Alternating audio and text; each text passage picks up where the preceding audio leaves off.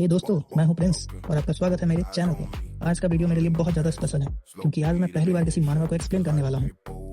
अगर आपको action, crazy plot twist और बैट्समैन कैरेक्टर पसंद है तो सीट की पेटी बांध लीजिए क्योंकि जिस मानवा की कहानी आज मैं आपको बताने वाला हूँ वो आपका दिमाग घुमा देगी। तो बिना किसी देरी के चलिए शुरू करते हैं। कहानी का आगाज होता है 30 साल पहले, जहां वक्त थम सा गया था। पूरी दुनिया में अचानक मिस्टीरियस गेट खुलने लगते हैं, उनमें से निकलने लगते हैं खौफनाक मॉन्स्टर। देखते ही देखते हंसती खेलती दुनिया एक कब्रिस्तान में बदलने लगती है और हर तरफ बस दहशत और अफरा तफरी का मंजर छा जाता है। कहानी का सीन शिफ्ट होता है प्रेजेंट में, जहां सन्नाटे को चीरते हुए एक बोतल टूटने की आवाज आती है। अगले ही पल हम देखते हैं हमारे मेन कैरेक्टर को, जिसका नाम ताइजून है।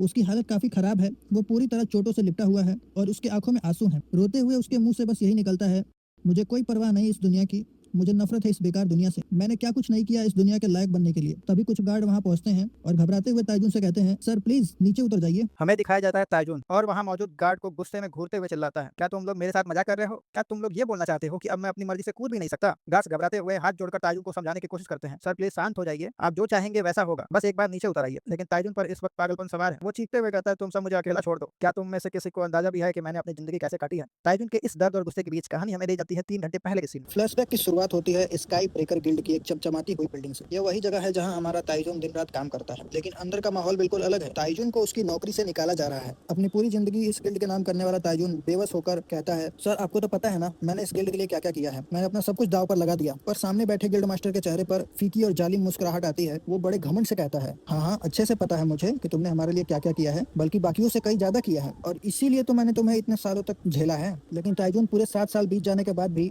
तुम एक डी टियर हंटर हो, तो क्या करूं मैं तुम्हारा? तुम्हें क्या लगता है, क्या हमने यहाँ चैरिटी खोल रखी है? सीन शिफ्ट होता है ताइजून के ऊपर। तभी हम देखते हैं ताइजून को। ताइजून अपनी उम्मीद नहीं खोता। वो खुद को संभालते हुए कहता है, मैं अपना पैर ठीक करवा लूंगा सर, चाहे जो हो जाए। मुझे पूरा यकीन है कि मैं अभी भी बहुत सी चीजें हैं जो इस गिल्ड के लिए कर सकता हूँ। लेकिन तभी वहाँ एंट्री होती है एक नए लड़के, और ये कोई और नहीं ताइजून का ही एक टीम मेंबर होता है जिसका नाम योंजिन होता है। वो बड़े ही घमंड से कहता है, ओए क्या तू बहरा हो गया है? सुना नहीं क्या सर ने क्या कहा? निकल जा यहाँ से। अपने से जूनियर लड़के की ये बदतमीजी देखकर ताइजून को गुस्सा आ जाता है। वो कहता है, हे तुम अपने सीनियर से इस तरह से बात नहीं करनी चाहिए। और योंजिन हंसते हुए ताना मारता है, कैसा सीनियर? एक डी रैंक हंटर को अच्छी तरह से पता रहना चाहिए कि कब पीछे हटना है। अपनी बची कुछ सैलरी लो और बका हो जाओ यहाँ से। ये सुनते ही हमारा ताइजून गुस्सा हो जाता है और योंजिन का कॉलर पकड़ लेता है। वो गुस्से से कांपते हुए चिल्लाता है, मैंने तुम्हें बचाते हुए अपना पैर खो दिया। रंजन में तुम्हारी एक लापरवाही की वजह से मेरे पैर पे चोट लग गई। तुम एक नंबर के गद्दार निकले।